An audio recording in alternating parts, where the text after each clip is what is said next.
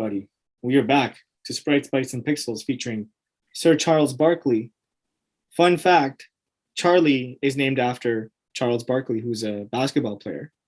And his last name is Barkley, and Charlie likes to bark. So, Sir Charles Barkley. Yeah. Sir Charles Quality. Barkley. Yeah. Nothing but the best quality here. 100%. This is Video Game Talks featuring like some really cheesy dad puns. Let me hit you. Let me hit you with one of my favorite dad jokes. Okay, go. Okay. So, what do you call a manufacturing facility that just makes okay products? A factor A. A satisfactory. Oh my god. Womp womp. What else do I have? Jeez. Oh no, no more. Like One more. This is my last one.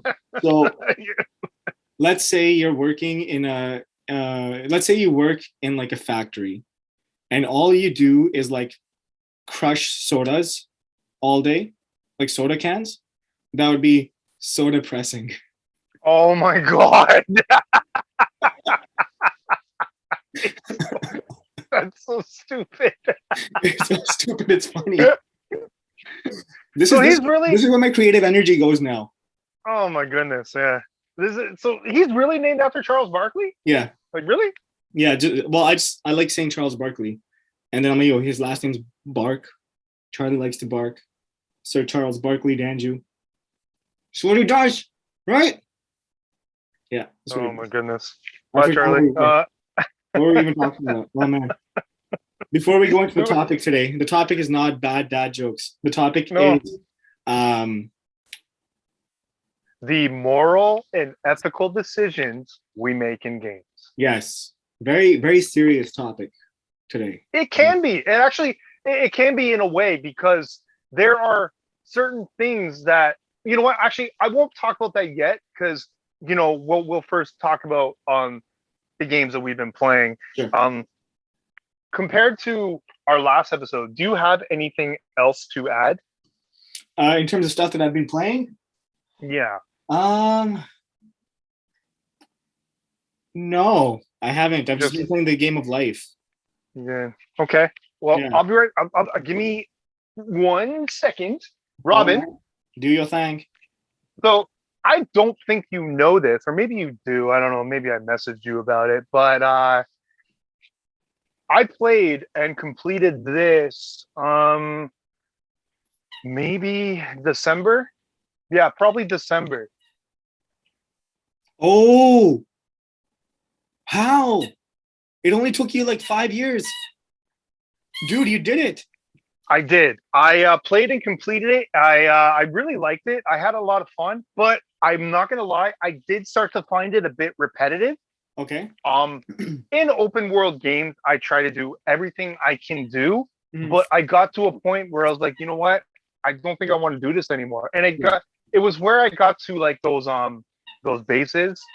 Okay, yeah. And there's like certain things that or certain challenges or like extras that it tells you to do to like get higher points. Yeah. And I just kind of stopped after that. But did I have a great time? Yeah, I had a blast. I had a really I had a lot of fun. It really throws a lot of different characters. Some don't stay as long as others, but I was pleasantly surprised by who I saw like in that game. Yeah. And the voice work was awesome. Yeah. It did take a while to like get used to the swinging mechanic. Yes. But once I got the hang of it, it got significantly easier. Yep, 100%. Did you unlock all the costumes? No, because that also requires you doing certain things like those time challenges by Taskmaster. Yeah. There were certain ones where I was just like, I can't keep doing this over and over. It does get repetitive. And that's when I stopped. But you know, I think I got like 85% or maybe more in the game. Like I completed it. I did a bunch of like bonus missions after that, Mhm. but that was pretty much it for me. Nice. I did you hear that Sony's in works to develop a Spider-Man 2099 movie? No, I'm not. I did not know that. Yeah. Yeah, I saw that on Facebook. So I loved Spider-Man 2099 growing up. So different. It's like a dark Spider-Man. So I'm excited to see how they do it. I was not a big fan of how they handled Venom. Like some people liked Venom, but for me, I'm like, they try so hard to be funny. It's like Venom's not a funny character. Why are you trying to make Venom Yeah, funny? yeah, he's a very dark He's a character. badass. Very malicious. Yeah. Uh, so yeah, for sure. Like Eddie Brock, Eddie Brock was also like in the comic and the cartoon. Like Yeah. he wasn't a good guy. He was selfish, arrogant, Yeah. pig-headed, and they kind of pushed that aside Yeah. when they cast Tom Hardy as Yeah. like as Venom. Did I enjoy the movie? Yeah, I enjoyed it. There were parts where I was like, that's a little, that I don't think that was necessary. The main villain wasn't really anything that exciting either. Did you see Venom Uh, 2? Not yet.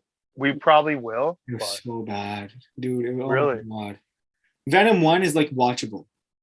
It's watchable. Like you can if you're a fan of like Spider-Man growing up and the superheroes growing up, you can watch it and you can enjoy it. But when you watch Venom 2, it's like it's such like a it I feel torn because I loved Carnage. Like what was the Spider-Man game on Super Nintendo where it was like separation anxiety? Was it separation anxiety or maximum it was carnage? it was Maximum Carnage. Yeah. Maximum Carnage had Carnage in it. Yes.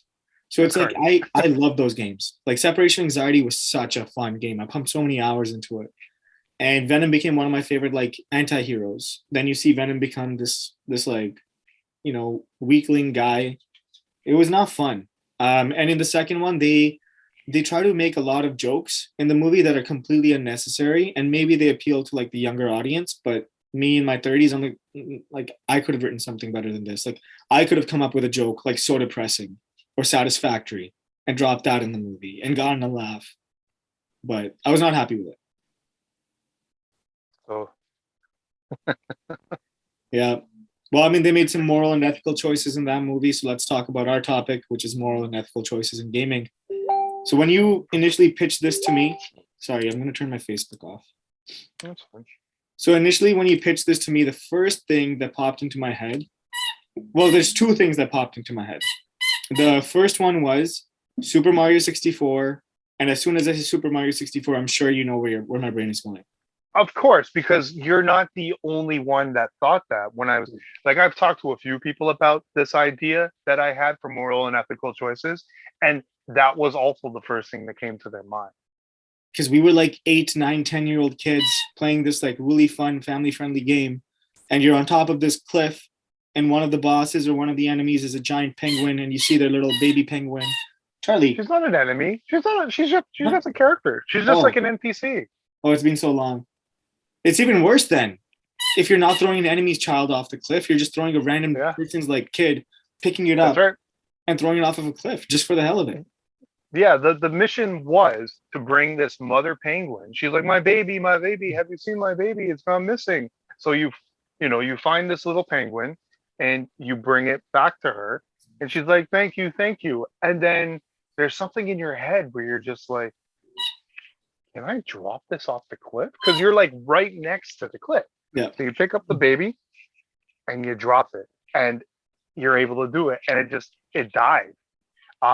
And you can go back to her Yeah. after, and she'll be like, "Why did you do that? That was my baby." Like, Yeah.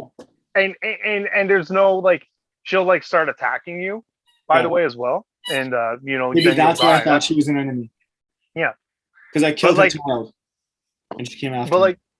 like that's kind of what I was going with. But when I was thinking like of moral and ethical choices, I was more thinking of like, kind of the RPGs that we play now, where you have the opportunity to make a terrible, terrible choice, or you have the opportunity to make a really, really good choice, and Yeah. that will progress through the game. Yeah. Which one? Which Uh, game did you think about when you thought about it? yeah, so the game, do I still have it here with me? So in our last episode, I said that I had played and finished a game that I was going to bring up in this episode. I'm trying to find the case for it. Just bear with me. I got the case for the game that I'm going to talk about. Okay. Oh, here it is. So I did mention that I was playing this game, but I never mentioned that I completed it. Okay. Which one was it? And I platinumed it too. Is there So this was another game. Oh yeah, Spider-Man. You just didn't like it enough.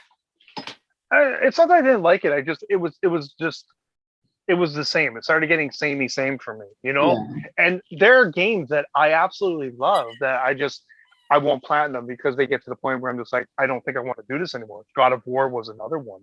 Yeah. I loved God of War. Yeah. It was a really good time. When it came to platinuming it, there were certain things I just couldn't do, you know, like the Valkyries for one, but I think if I kept at the Valkyries, I would have, been fine. But it was those stupid birds. Yeah. Like without using Odin's, a walkthrough. Odin's things, yeah. Finches. Were they finches? I don't remember. But like there were these birds and they were hidden. They were hidden and you had to find them. And I spent like an hour or two in just one area trying to find the bird because it said there's a bird here and I'm looking everywhere for it and I can't find it. And that's when I put down my controller and I was like, I'm done. Yeah. I don't want to do this anymore because I'm not having fun. Yeah. I've said it before. When I'm playing a game and I start not enjoying it, that's when I'm done. Yeah. And it's not like a frustrated, not enjoying it, like, oh, how do I beat this boss or how do I do this? Or, it's more of I'm not having fun at all anymore. Like I'm not enjoying this. And that's when I have to stop. But anyways, platinumed Biomutant. Ooh, nice. I put like 60, 70 hours. Is it a good game? It's okay. When I first talked about it, I said it felt very samey. Mm-hmm. And I got to learn more of the characters, like moves and stuff like that. They throw a lot at you and you don't really need all of that, but it does start to get a little bit more interesting with like what you can do, how you can grow your character. It's very pretty to look at, but at the same time, it feels a little bit janky. Mm-hmm. And there are many times where I ran into that, but I did have a good time with it. I kept going back to it and I kept playing it. So that's a sign right there. I could have put it down at any time, mm-hmm. but I pushed through it. But this game is where I came up with this idea. Okay. And I will present visual representation because I actually took videos of me playing this for this idea. Okay.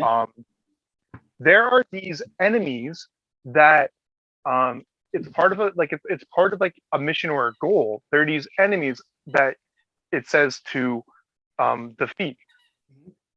And once you defeat them, you take body parts from them. They're these like sleeping giant enemies.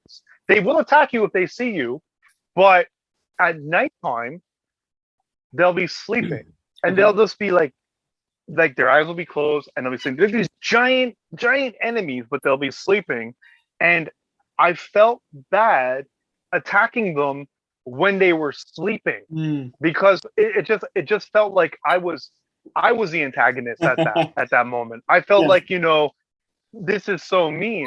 And I think if you're like a little bit away from them during the day, like they won't attack you. It's when you you start to look like you're a threat that they'll attack you. And I thought to myself, God, I feel like such a piece of shit doing this. Wow.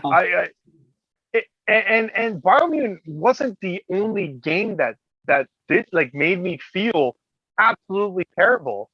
Did you ever play Tomb Raider, Rise of the Tomb Raider?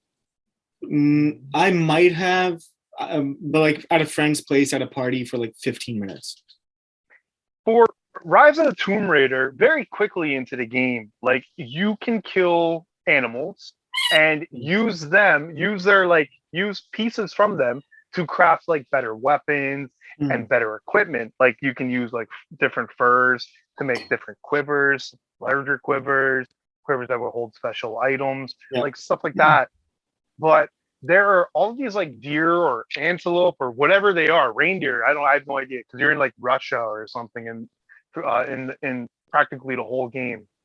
Um, and there are these deers, and if you hit these deers with arrows, they will let out this like it's probably the worst sound I've ever heard from an animal.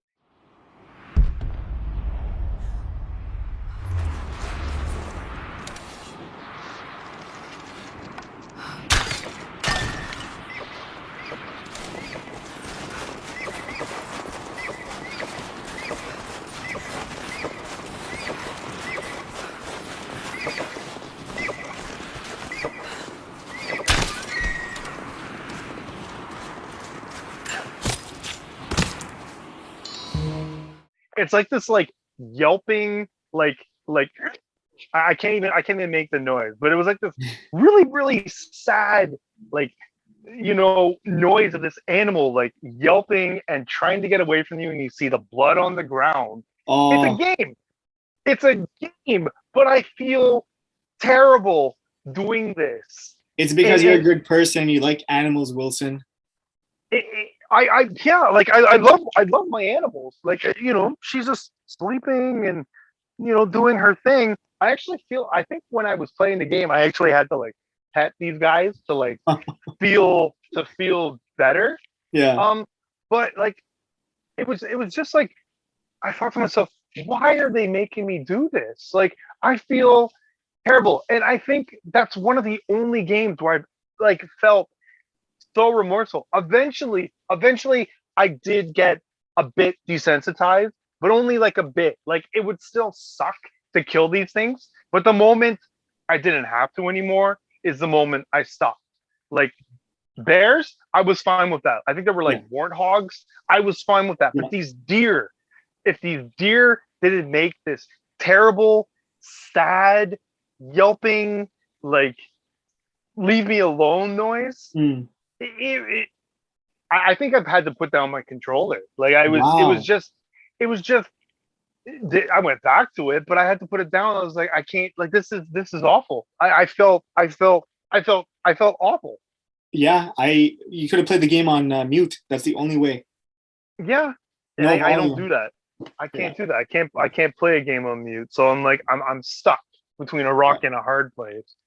I Um, get that. I When you brought up this topic, there was another game that popped into my head. It's a game that I loved playing when I was young, and that is Fable. oh, okay. Have you played it before?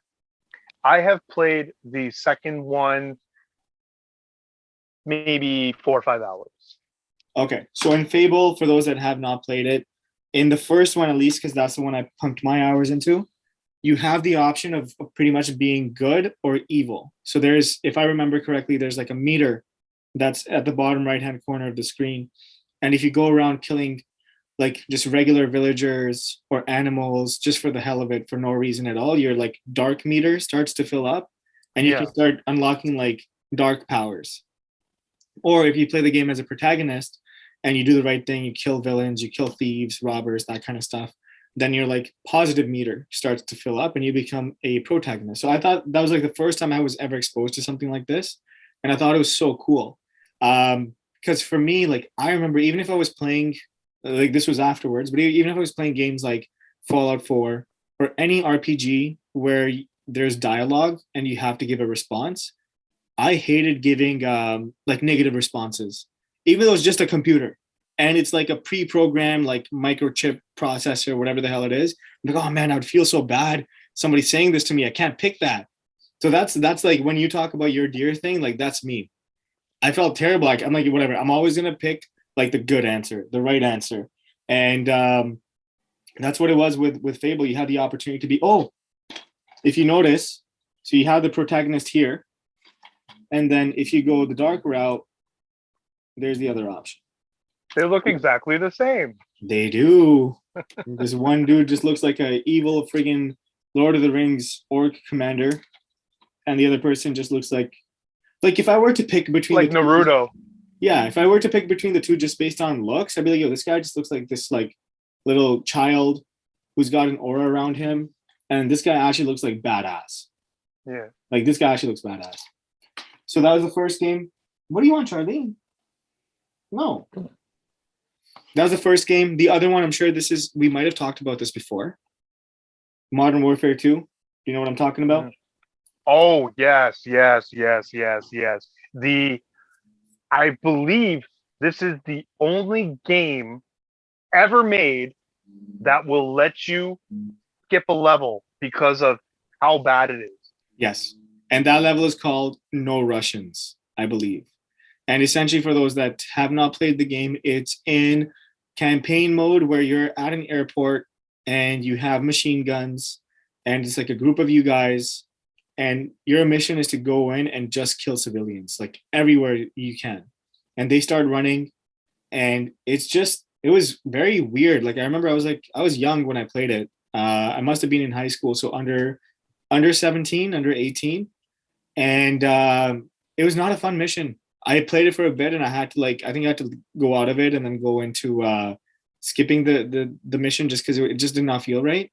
So I think when we talk about moral or ethical choices, even though we understand in our conscious mind that the steps that we're taking or the choices that we're choosing to make have no impact in the real life world, I think at a subconscious level, it's just hard to like jump over that barrier or jump over that hoop.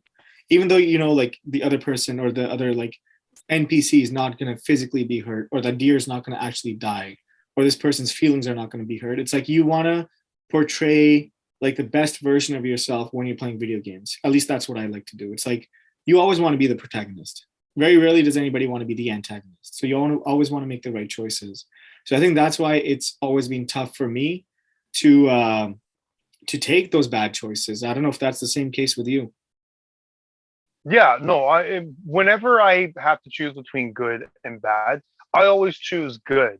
Um, and it's always been like that for me. And I don't know why, because sometimes the negative choice is better. There is a series where I have heard that if you make bad evil choices, your character is badass, and that is the Infamous games. Mm-hmm. Oh A yes. lot of a lot of times you will come across dilemmas where you have to make a choice. Yeah.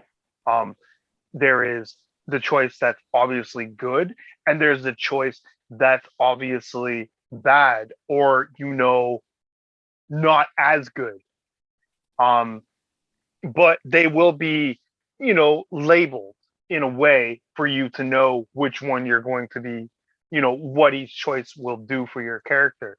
And if you become more and more good, you'll have these like kind of lightning, happy, like healing powers. Mm-hmm.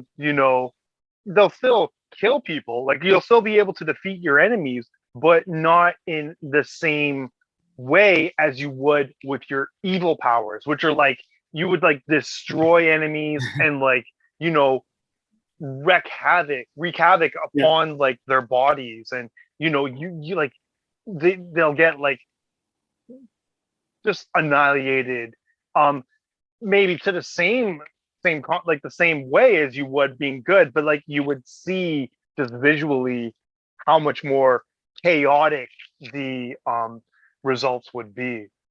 And all Infamous games had kind of that approach where your character would start to look more evil as well. Not as much as Fable, but at least in some sort of visual way, your character would definitely give off like an evil aura. So there are games where evil is more exciting, but even still, like I don't do that. Yeah.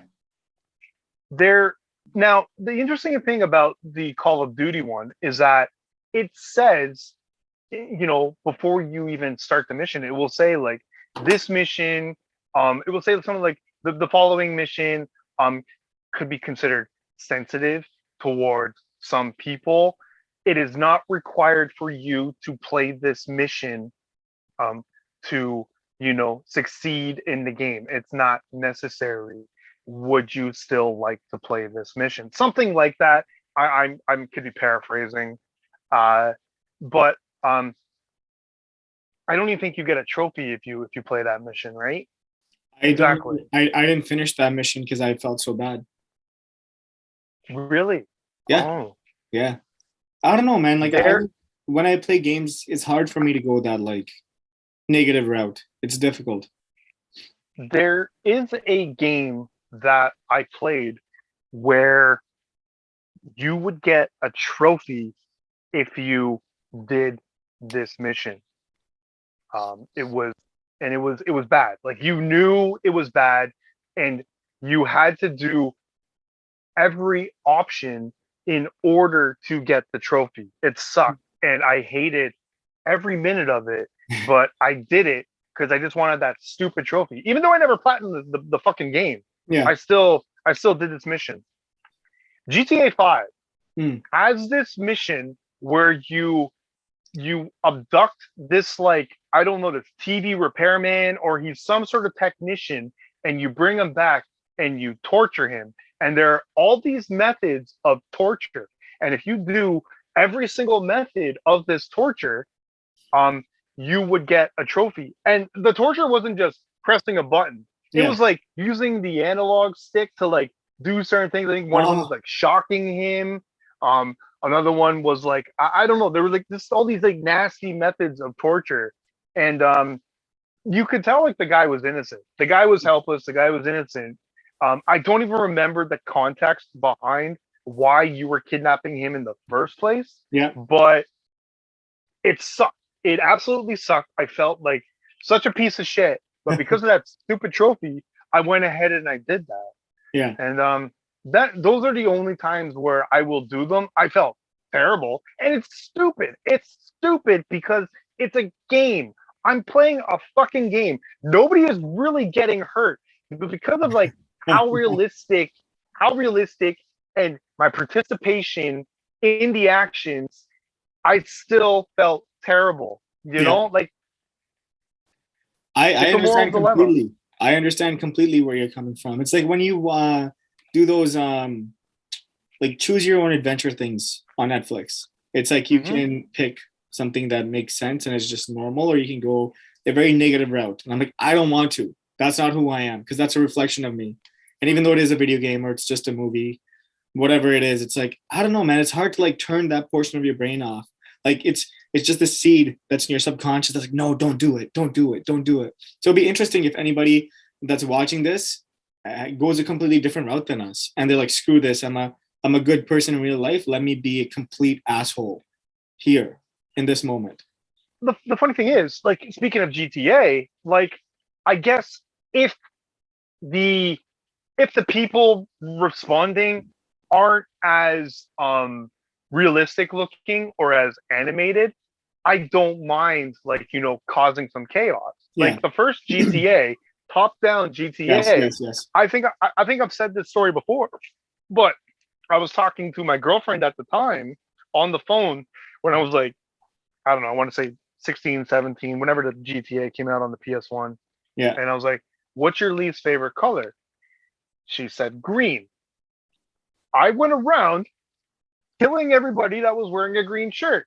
And I didn't feel bad. It was Yeah. actually kind of funny to me because they're just this little like sprite characters going Yeah. like Yeah. it didn't, they're not as realistic looking. They're not like, no, please don't do this. Oh, why are you doing this? Because that's what you were doing when you were um um torturing the dude, like Yeah. he actually made you feel terrible. But when you Yeah. have these little sprite characters going they're like spreading and It doesn't they're matter. dying like pathetically, Yeah. that doesn't matter to me. So I guess if it doesn't feel as realistic, I don't mind participating in a little chaos. I hear you. When you were talking about that, it just like sparked another memory in my head, and that was when I used to play Maple Story. So this is a bit like off topic, but kind of on the same token, where it wasn't necessarily that I had to pick like a predetermined answer or that I had to like do a certain mission. But in MapleStory, for those that have played it, I think there's 16 channels that you can navigate between per world, and there was always these like very specific farming maps. So you would go through a portal, and you would go to a map, and this is where you would fight, you would train, you would level up, you would do all that stuff. And there was like peak times during the day where these maps would be really filled up with people like young players that are looking to level up. And I remember sometimes I just wanted to be an ass, and I would go to these like lower level maps as a high level character and just kill everything on the map in like 2 or 3 seconds, and people would be pissed off. And then the other time I remember was there was this one map, and this is probably like my first 1 or 2 years playing this game. So I was like 16 or 17 at the time, and there was a dude there that was already there, and I was there, and we were both competing for the farming animals because we were low level. All the other channels were high level people. We could not compete with them and kill steal. So me and him are going at it. Then we started getting angry and like, saying mean things to each other. And then all I remember is like I felt so terrible when that was done because he logged off and I saved his name. His name was Hexa, Hexaah. I still remember it 16 years later. And I used to go back onto the MapleStory like rank checker, and I'd noticed that he never leveled up after that day. He never logged back on. And I've been like on this like perpetual mission in my life to find this character named Hexa so I can apologize to him for being a complete asshole when I was 16 years old. Yeah. I feel What a terrible, story. man. Looking back at it, I feel so bad.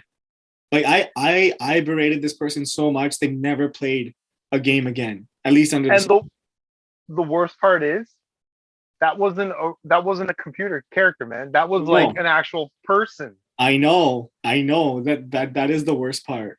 It's like if it was a computer character, I'd be like, oh, whatever, it is what it is. But sometimes when you're a kid, your ego gets too inflated, and you feel really cool and powerful behind a computer screen. So yeah, that came out, and I've always felt terrible about that. I'm like, fuck, I need to find this guy, and he probably doesn't even remember me. Like he's probably I've probably never crossed his mind in the past 16 years. But for me, every now and then, like I'll be about to go to bed, and it's like 1 a.m. in the morning, and then Hexa would pop up in my brain, and I remember he was a fire mage. He was a fire mage with like a red outfit and this like random little like 2P hat. And I still remember. Let me Google him right now. Let me Google MapleStory rankings and see if he's still there. Oh, Hexa. I can't believe you still remember Timor. I don't know if I've ever had an experience where then again, I've never been a dick to people, so that might Yeah. be. That might be it. That might be it. I was definitely a dick to this person that time. I'm sure like sometimes even on when you're on chat and stuff. Wait, North America, change. Let me see. Hexa, are you here? Reboot, non-reboot. What the hell does that mean? Both? I don't know. I don't do MMOs, man. Character name, Monk. Eh? Monk. Hayuna. Who's this person? Why can't I find this person's name? Hexa. Hexa grew up to be Jeff Bezos. Oh, could you imagine? Oh man, my old character is still here. I can check my old guy, but where is this? What's the name of your character? There. Hexa's still alive. Yeah? He's leveled up. He's level 140 now. He was like Well, level 32 back when I played. Is he still? Well, look at that. Let me see if he's a mage still. So Hexa has since come back. Maybe. Does that make you feel better? Can you like actually go back in and play and like talk to Hexa and be like, I'm so sorry? I think I can do that. So we did our last episode on gaming goals. Yeah. I think this should be one of your gaming goals. This fits nicely into this episode and the last episode. You're right. I feel like this is you're obligated to do this. This is your moral obligation. I am gonna find. Okay, let's see. This is non-reboot, right? Non-reboot Hexa. Where you at, bro? I don't mean right now. I mean like on your own What is this time. job? I don't understand this. What is this job? 00 Seymour 00. I remember when MapleStory banned one of my accounts for cheating. I was like so distraught. Still remember that character 00 Seymour 00, named after Seymour from Final Fantasy X. I was a cleric, and I cheated in MapleStory, and they banned me for life. Really? Yeah. Oh damn, dude. Yeah. So, yeah, you know what? I agree. I will download MapleStory, and I'm gonna go reach out to Hexa and be like, "Hey, are you the same Hexa that played MapleStory? Because it's the same world, Bera." I'm like, "Yo, are you the same Hexa that was playing MapleStory 16 years ago? If so, do you remember this interaction?" Because I'm very sorry. I'm an adult now, and I feel very bad. Yeah. You know what? I shouldn't laugh because there are certain things that I have done in my life that I regret. Whether it be like making someone feel bad or not so much taking advantage of, but like, not knowing better than I do now. And I want to apologize to those people too, but it's kind of harder for me to do that because I wouldn't know how to find them. I'm glad you're able to find Hexa and kind of have this closure. It's my self-redemption story. And maybe if I reach out to him and he remembers me, then I'll stop having those thoughts at 1 a.m. in the morning when I'm just about to go to sleep. And it's like, Robin, remember that time you were a complete asshole to somebody? There's 2 times in my life where I was a complete ass to somebody. And they still haunt me to this day. The other time was I went to a high school. Oh, hold on, I'm closing the door. My dog's being weird.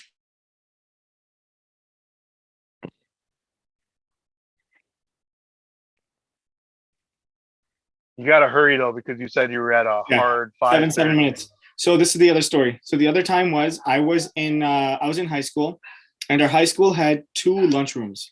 There was like North Hall and there was South Hall. So North Hall was like the cool kids. So like some of my friends would hang out there, and South Hall was like the nerdy kids. That was me. So I was the one playing like Yu-Gi-Oh during lunch hour, bringing a Game Boy Advance with a link cable, playing F-Zero and all that stuff during my lunch. And I remember we were either playing Yu-Gi-Oh or we were playing F-Zero, and I got into like this argument with one of my friends there, and we were just going back and forth, and I was very mean to him to the point where I made him cry, and then I felt terrible. And then my friend Manny, you might have met him before, the big guy. Yeah. So he was like, Robin, what the hell are you doing? You're being a complete ass to this guy. I'm like, no, he did this to me. He said this to me, so I'm gonna be a dick to him. And then I was very mean to him. And I remember that summer, I did not invite Manny to my birthday because he called me out in front of my other friends. And that's also a moment that pops up in my head. I'm like, wow, you know what? I used to be a fucking jerk. And have you ever apologized to Manny for it? Of course, yeah. We're like best friends now. But ever since I'm like, yo, you know what? You were right. Because the thing is, like, you can go through life and you can be surrounded by people that are yes men, and they're like, no, you're fine. Everything you're doing is okay. But I think like the relationships that I value the most are people that are like, Robin, you're being a fucking dick. Stop. Or like, you're not doing this right. And I really appreciate when people can be like, instead of being yes men, they help you think critically, because that's how you develop the most as a character. I'm a very blunt person. I've always I developed a very strong backbone just due to how I was raised. I always felt like I was being pushed around when it didn't need to be. Yeah. This would be at school. This would be my friends. This would be like my parents, my family. And I developed a backbone about 15, maybe we'll say about 17 years old. And I just became a very stubborn person. And then from there, I became like blunt and outspoken, to the point where like if I don't like the way something is, I will say it. Like I have no problem with that. So don't you worry, Robin. If I see you like doing something that I don't approve of, I'll let you know. I appreciate. I got you. I appreciate that. Hey, you're blunt, but the thing is, you're not just a dick or a jerk to people for no reason. So I think that's a great trait to have. And even for me, I think I have developed a lot through these like mistakes that I've made in the past, So try to be a lot more patient. Try to not be a dick or a jerk anymore. But yeah, I think like I am gonna reach out to Hexa. I'm gonna message him on Bera and be like, hey man, not sure if you're ever gonna get this message. You know what? I'm gonna reach out to Maple Story. And I'm like, hey, can you give me the email address of this person? I want to send them like a heartfelt apology via email. Because who knows if they're logging back onto Maple Story? I can't check that. For sure. It's a very, They very did put a simple. lot of they did put a lot of time into Maple Story after though. Oh man, dude, I used to work a pizza delivery job when I was like 16 to like 18, and I was only making $400-500 per paycheck, which is every 2 weeks. And every time I got my paycheck, like 80% of it went to Maple Story, buying misos. See, like I think that's where the whole freemium craze started. Like we want to talk about gotcha games. We want to talk about like these gambling tools. Maple Story had these scrolls in the game, like 10%, 30%, 50%, 60%, 80%, and 100% scrolls. And if you scrolled your weapon and it became a really, really high grade weapon, you would be like known as like the freaking best character in all of Maple Story. And there was a guy named Tiger, and me and my friends used to like stalk him because you could see where specific characters were. And he like in the rankings you could see like it was between him and Fangblade, who were the top two players. And we used to just stalk him like, hey man, can we like party with you? Can you like be our friend? Can we add you to our guild? And the guy they would just not talk to us. And then we found out afterwards that they were both like they were farming, like level farmers. So multiple people playing the same account, and their only mission, only objective, grind 24/7 to be the first person to make it to level 200. I feel like we just found our subject for our next podcast. We What is could that? do like gotcha games and microtransactions. Yes, because they have become very, very prevalent. And EA got like roasted for their gotcha platform like 2-3 years ago. So we can talk about that too. I've gotten hooked on a few gotcha games in my life. One like last year or 2 years Genshin, ago, and I put a lot of time into it. Genshin I'm not Impact. gonna say I'm not gonna say which one. You're gonna ruin the episode, Robin. Okay, fine. I, Because Manny was also very hooked to a very specific gotcha game, so it might be the I same thing. I'm not gonna lie though. When I suggested this episode, I had no idea we would get to Robin reaching out to someone for an incident that happened 16 years ago. I would say that this is a successful episode right here. It's a very therapeutic episode, Very. and we're right at our crunch time. So you know Yeah. what? Very good episode. I loved it. I think we got very like personal, which was really cool. So thank you everybody for watching episode 31, and we are welcoming you all to the new year of 2022. I will say I got a little emotional during that, like when we were talking about like the things that we've done. Like I still feel shitty about those deer. Like I felt sad. Like Yeah. you know. Well, you know what? At least you didn't hurt their feelings to the Yeah. point where they never respawned in the game because they didn't want to be harassed by you. That's true. Like that would be just an absolutely shitty, terrible thing to do. So I'm You, glad you, I'm not that. you might have to reach out to Sony and be like, "Hey, can I send a heartfelt apology to this deer? Can you code it in and like make sure that this one specific deer is given like the ample amount of feed and lives to be a very long digital life." I'm gonna celebrate with some venison steak after this episode. Well, great. I think that's a great way to end.